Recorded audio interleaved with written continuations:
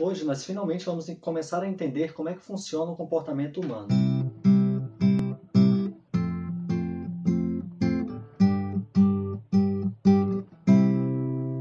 Oi pessoal, tudo bem? Hoje nós vamos começar a falar sobre comportamentos reflexos. Mais especificamente, comportamentos reflexos inatos. Inatos, pois são comportamentos que nós já nascemos sabendo emitir eles, né? Como é o caso, por exemplo, da sucção, que um bebê já nasce pronto para se alimentar do leite materno. Mas e o reflexo? O que quer dizer comportamento reflexo? Normalmente, quando dizemos reflexo, nós nos referimos, não sei, ou a reflexo da luz, ou o espelho, ou geralmente quando fala de comportamento, a gente fala de um comportamento ágil, né? O goleiro que tem bons reflexos, consegue defender todos os chutes, ou então o lutador que também tem bons reflexos, consegue esquivar de todos os golpes que ele recebe. Mas na psicologia, o termo de comportamento reflexo ele é utilizado de uma forma diferente. Sempre que falamos de reflexo na psicologia, estamos nos referindo a uma relação e não a um comportamento em si. O reflexo, no caso, então, é uma relação entre um estímulo e uma resposta. Como estímulo, nós entendemos que é alguma parte do ambiente ou alguma mudança no ambiente em que o organismo, em que o indivíduo está inserido. Já a resposta é uma mudança no organismo, né, que foi provocada pelo estímulo. Então, sempre que a gente fala de comportamento reflexo, a gente está falando dessa relação entre um estímulo que produz, né, no caso que elicia, falando de uma forma mais técnica, que elicia um comportamento, né, ou uma resposta. Os reflexos eles são estudados pela ciência do comportamento.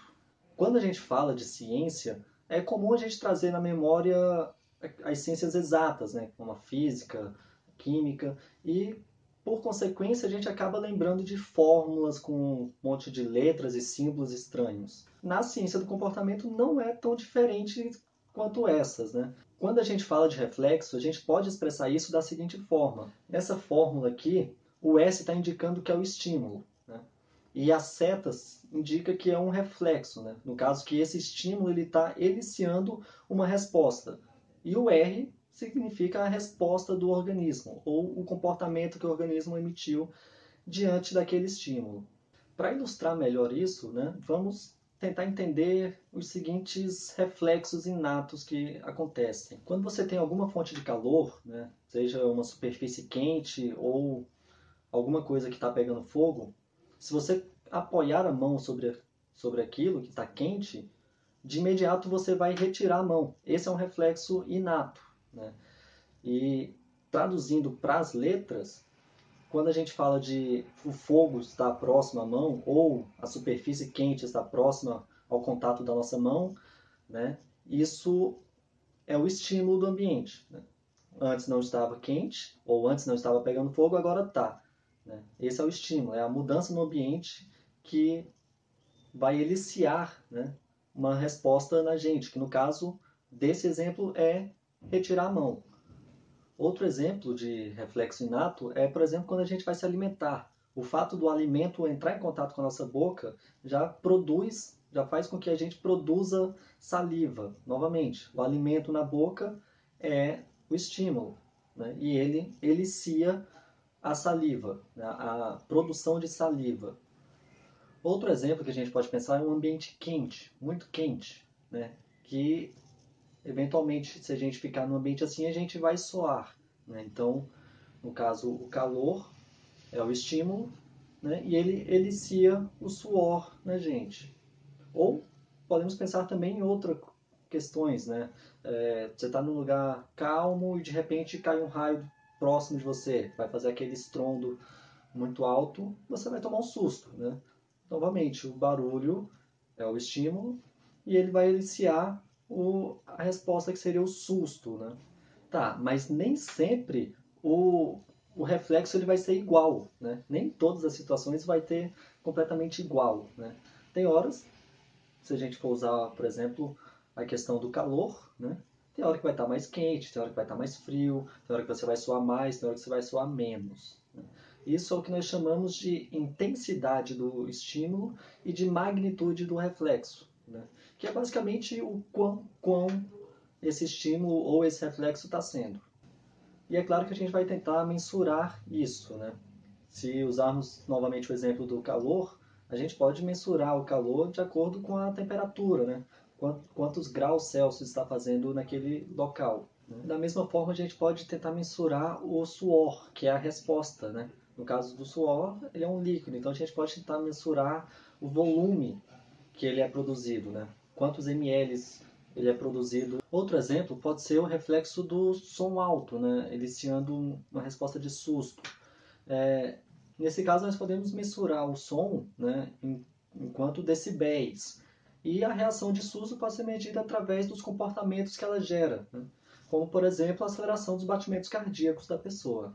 Os comportamentos reflexos, eles vêm sendo estudados há muito tempo, né? Pelo menos pelos últimos 3 séculos, ele vem sendo estudado tanto em animais quanto em humanos. Né? Diante de tantos estudos e de tantas replicações, foram observadas algumas leis que governam os comportamentos reflexos.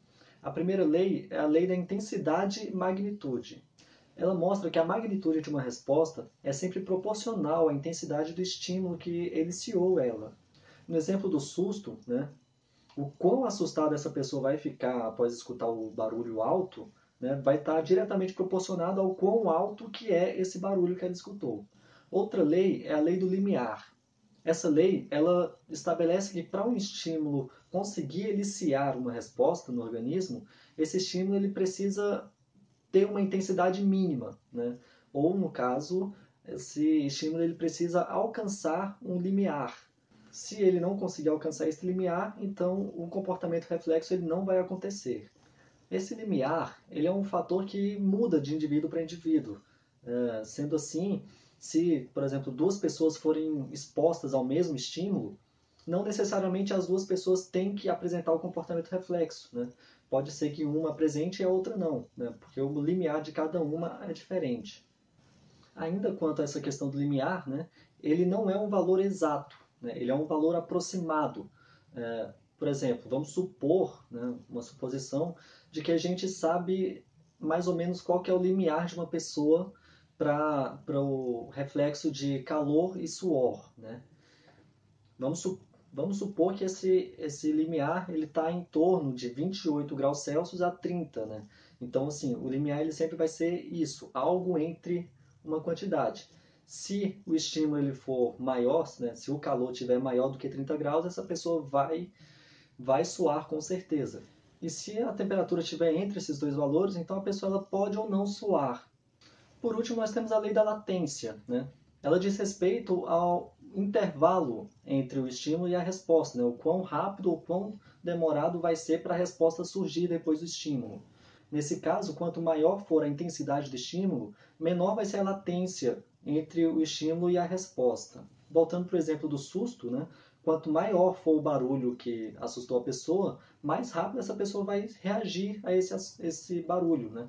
Então, o tempo entre o barulho vir e o susto da pessoa vai ser menor. Essa é a latência. Outra característica é que a intensidade do estímulo ele também vai interferir na duração da resposta. Né?